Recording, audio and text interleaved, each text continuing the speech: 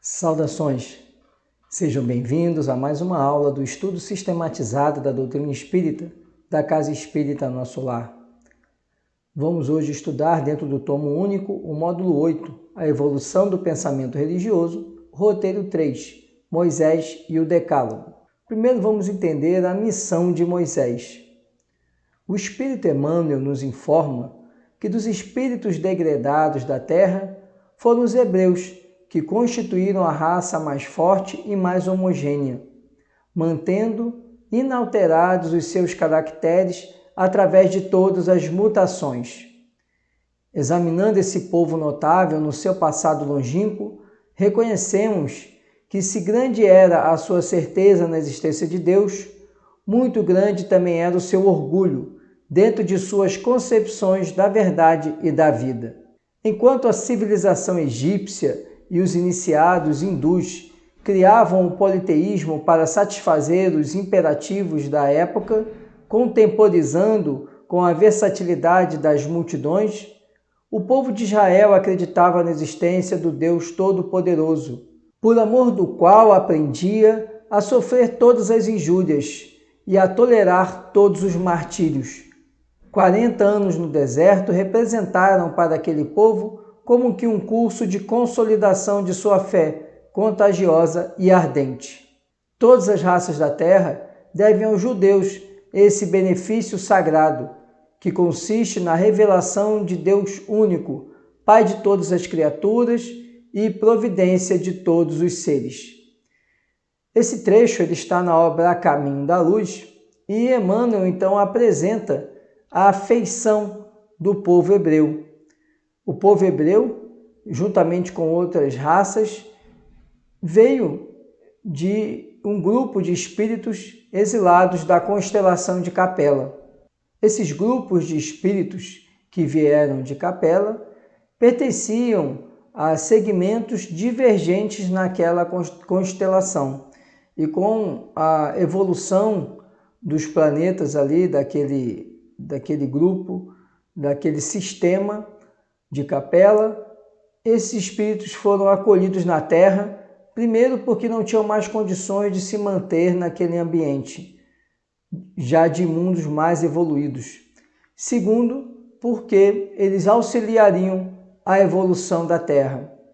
E nesse sentido, mostra aqui Emmanuel que os hebreus mantiveram maior homogeneidade dentre esses grupos. E se por um lado eles já traziam esse pensamento inato da existência de um Deus único, por outro lado também carregavam muito orgulho. E isso foi trabalhado durante as gerações, durante o tempo, inclusive através da passagem deles como escravos no Egito e depois a libertação promovida por Moisés, quando eles ficaram por 40 anos vagando no deserto em busca da terra prometida. O judaísmo é uma religião revelada que teve em Moisés o seu missionário. Deus é único e Moisés é o Espírito que ele enviou em missão para torná-lo conhecido, não só dos hebreus, como também dos povos pagãos. O povo hebreu foi um instrumento de que se serviu Deus para revelar por Moisés e pelos profetas, e as vicissitudes por que passou esse povo destinavam-se a chamar a atenção geral e a fazer cair o véu que ocultava aos homens a divindade. Então, o povo hebreu, ele faz brotar, através de séculos, faz brotar em seu seio o judaísmo. O judaísmo, ele foi sedimentado através de Moisés. Moisés, ele foi a pessoa, foi o espírito designado pelas esferas superiores para consolidar aquele sentimento que esse povo já tinha da existência de um Deus único e para orientar esse povo na jornada da aproximação entre eles e Deus.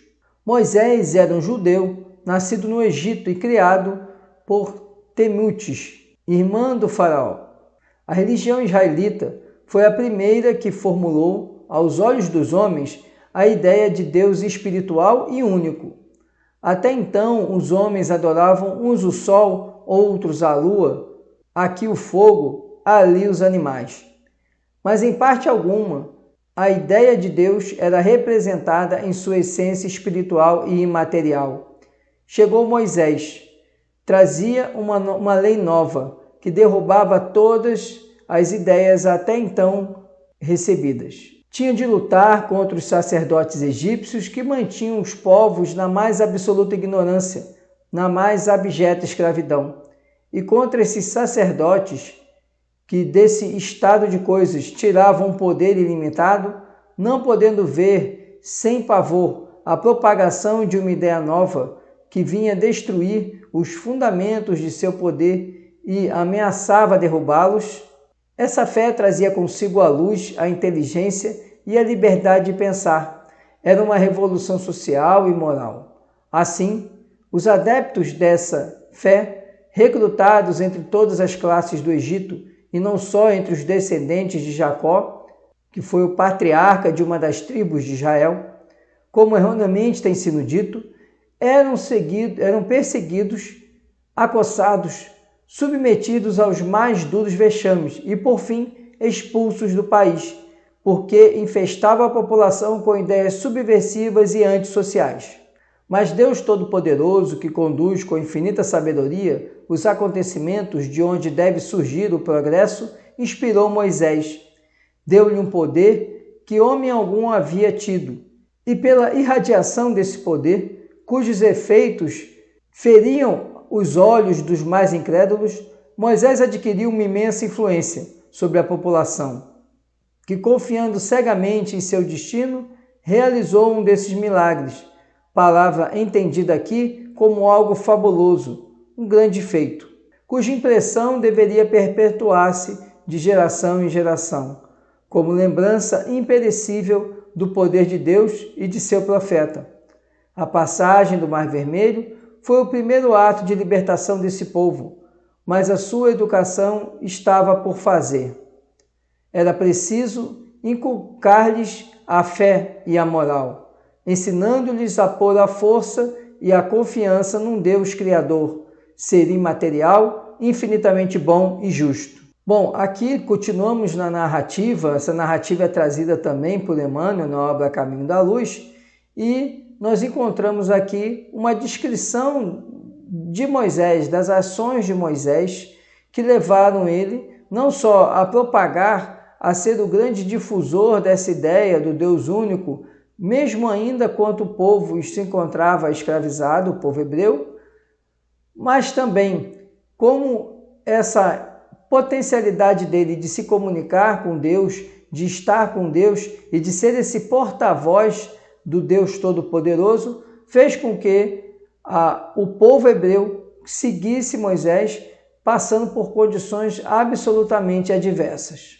Moisés, como profeta, revelou aos homens a existência de um Deus único, supremo, Senhor e orientador de todas as coisas. Promulgou a lei do Sinai, que é uma cadeia montanhosa existente no Oriente Médio, local onde Moisés recebeu as tábuas da lei, ou 10 mandamentos, e lançou as bases da verdadeira fé. Como homem, foi o legislador do povo pelo qual essa primitiva fé, purificando-se, havia de espalhar-se por sobre a terra. Moisés, então, ele adquiriu esse papel de liderança, e nesse papel de liderança, a ele foi confiado, no Monte Sinai, os 10 mandamentos, que é um dos pontos relevantes do Antigo Testamento, quando Moisés recebe de Deus as 10 leis divinas, as leis divinas que orientariam aquele povo hebreu. E não só isso, depois Moisés, ele também se utiliza da sua inteligência, da sua capacidade para desenvolver outras leis que orientariam toda a Judéia, todo o povo hebreu, de maneira que depois dessas leis ficam traduzidas no livro da Bíblia, conhecido como Levítico. Vamos agora conhecer a origem divina do Decálogo. O caráter essencial de revelação divina é o de eterna verdade. Toda revelação eivada de erros ou sujeita à modificação não pode emanar de Deus. É assim que a lei do Decálogo, em todos os caracteres de sua origem, enquanto que as outras leis mosaicas, fundamentalmente transitórias, muitas vezes em contradição com a lei do Sinai, são obra pessoal e política do legislador hebreu. A lei de Deus está formulada nos 10 mandamentos ou decálogo.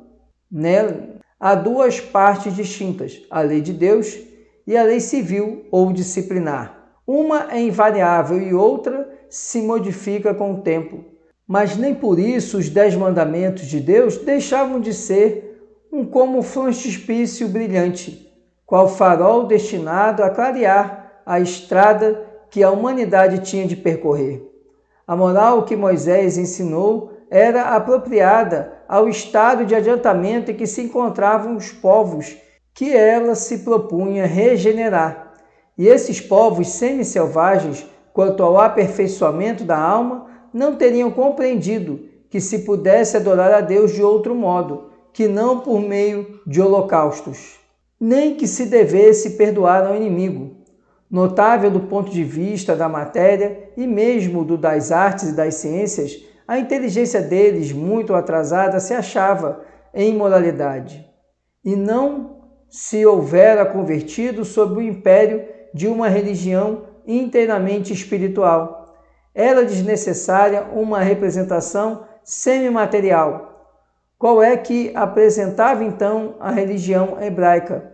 Os holocaustos lhes falavam aos sentidos, do mesmo passo que a ideia de Deus lhes falava ao espírito. Bom, agora aqui nós temos o nosso material do ESD, lembrando aqui a formação da lei judaica. E que essa formação da lei judaica ela teve um aspecto divino que se reflete nos 10 mandamentos e também um outro aspecto humano.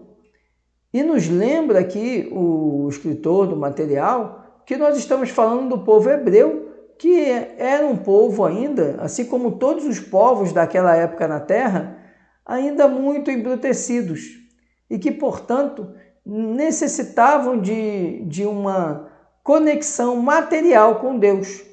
Hoje nós já temos a perfeita concepção de que não precisamos de uma relação material com Deus, porque Deus é imaterial e nossa relação com Ele também é imaterial, porque somos espíritos imateriais temporariamente viajando na matéria. E o que nos apresenta é que, em relação dessa condição desse povo, era necessário então oferecer ainda aspectos materiais para contato com Deus. E aí vem os chamados holocaustos, que eram justamente os sacrifícios de animais, para agradar a Deus. Esse comportamento nós vemos no Antigo Testamento. Encontramos isso no Deuteronômio, no próprio Levítico. Vemos ali comportamentos ainda de sagrar o sacrifício de animais para agradar Deus. Mas isso era necessário diante da condição ainda daquele povo, que necessitava ter uma relação com Deus, e como eles eram ainda muito materializados espiritualmente, eles só entendiam que poderiam agradar a Deus através de conquistas ou de coisas materiais, e por isso os sacrifícios de animais. Precisamos entender o contexto. Estamos falando aqui de cerca de 4.000, 5.000 anos atrás. Então, é um processo ainda longo. Mesmo com a vida de Jesus, ainda nos debatemos nas sombras e na nossa inferioridade. Avaliemos isso 3.000 anos antes da vinda de Jesus. Então, é preciso compreender também que a visão de Deus que o povo hebreu tinha, que já era avançada se comparada a outros povos, ainda era uma visão muito distante daquilo que realmente podemos imaginar e conceber hoje de Deus. Mas era a visão possível na época para ser repassada para aqueles espíritos encarnados ali naquele momento da Terra. Moisés foi inspirado a reunir todos os elementos úteis à sua grandiosa missão, vulgarizando o monoteísmo e estabelecendo o Decálogo sob a inspiração divina, cujas determinações são até hoje a edificação basilar da religião, da justiça e do direito. Então, nós não podemos aqui esquecer e nem menosprezar o papel de Moisés. Moisés, ele foi um grande profeta, ele foi inspirado diretamente pelas esferas superiores, em nome de Deus, para construir, sedimentar a base da concepção monoteísta. Não houvesse o papel de Moisés e não houvesse o povo hebreu nas condições em que estava, nós ainda não teríamos o monoteísmo em boa parte do planeta Terra. É de todos os tempos e de todos os países essa lei, os 10 mandamentos, e tem por isso mesmo caráter divino. Todas as outras são leis que Moisés decretou, obrigado que se via a conter pelo temor um povo de seu natural turbulento e indisciplinado, no qual tinha ele de combater arraigados abusos e preconceitos, adquiridos durante a escravidão do Egito. Para imprimir autoridade às suas leis, houve de lhes atribuir origem divina, conforme o fizeram todos os legisladores dos povos primitivos. A autoridade do homem precisava apoiar-se na autoridade de Deus, mas só a ideia de um Deus terrível podia impressionar criaturas ignorantes, em as quais, ainda pouco desenvolvidos, se encontravam o senso moral e o sentimento de uma justiça reta. É evidente que aquele que incluíra entre os seus mandamentos este, não matarás, não causareis dano ao vosso próximo, não poderia contradizer-se, fazendo da exterminação um dever. As leis mosaicas propriamente ditas revestiam, pois, um caráter essencialmente transitório. Então, aqui no fechamento do material do nosso ESD, do livro do ESD, sobre esse ponto, o escritor nos apresenta e nos esclarece que dentro da lei mosaica existe uma parte que é divina, que nós poderíamos apontar como o Decálogo. Mas também existe uma outra parte que é originária dos próprios líderes, dentre eles Moisés e dos outros líderes das tribos, que formavam ali o grande conselho do povo judeu, e que precisavam conferir àquele povo uma ordem, uma forma de cumprir aqueles mandamentos, mas para isso se valiam então de outras leis, leis aí escritas pelos homens, mas que não se afastavam muito do que constava no Decálogo. É claro que havia algumas leis que, por exemplo, como coloca aqui, afrontava ali, conflitava com o próprio Decálogo, quando dizia não matarás, mas dizia também que determinadas pessoas poderiam ser punidas e mortas com apedrejamento, ou seriam banidos da tribo para morrer no deserto. Então, como pode o Decálogo ali, por um momento, deixar claro ali o não matarás, e mesmo assim vir uma lei de Deus que dizendo que deveria apedrejar ou abandonar no deserto a morte? Isso aí é uma contradição. E, obviamente, esse segundo aspecto ele vinha do homem e não de Deus. Mas se mostrava necessário aquela lei humana para exatamente fazer com que o homem cumprisse a lei que vinha de Deus. Porque estávamos ali diante, como eu já falei antes, de um povo de espíritos ali muito embrutecidos.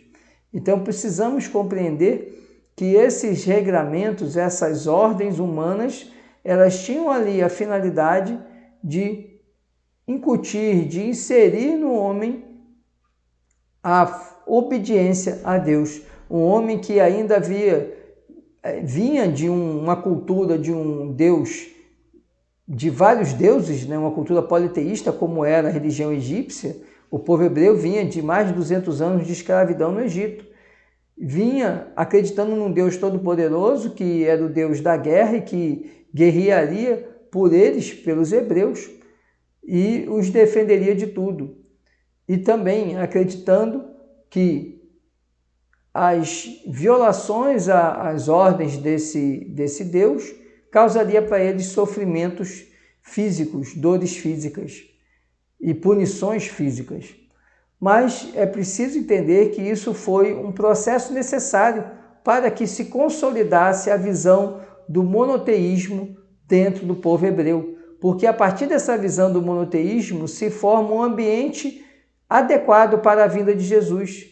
Jesus vem entre os hebreus porque Jesus ele não precisava explicar para eles a existência de um Deus único, porque eles já tinham essa concepção da existência de um Deus único. Precisava agora Jesus mostrar não mais aquele Deus que queria receber os holocaustos da ovelha, os holocaustos dos animais, as vísceras dos animais. Não era mais esse Deus que Jesus precisava mostrar. Jesus precisava mostrar a face amorosa de Deus, porque até então aquele povo conhecia apenas a face do Deus poderoso e vingativo. Então, o processo que Moisés ele deflagra e vem ser o grande porta-voz é um processo necessário. Não havia como, imagine, há 5.000 anos atrás, Moisés apresentar um Deus que era amoroso para um povo que queria se libertar de uma escravidão. Como é que eles veriam um Deus amoroso libertando eles, se aquele Deus amaria eles e amaria também os egípcios? Então, era preciso mostrar que eles eram o povo escolhido de um Deus que era forte, que amava aquele povo mais do que a qualquer outro povo. E sabemos que Deus, ele é todo amor, ele é pleno amor, então ele ama todas as criaturas. Mas esse discurso, esse ensinamento, ele não seria recepcionado naquela época.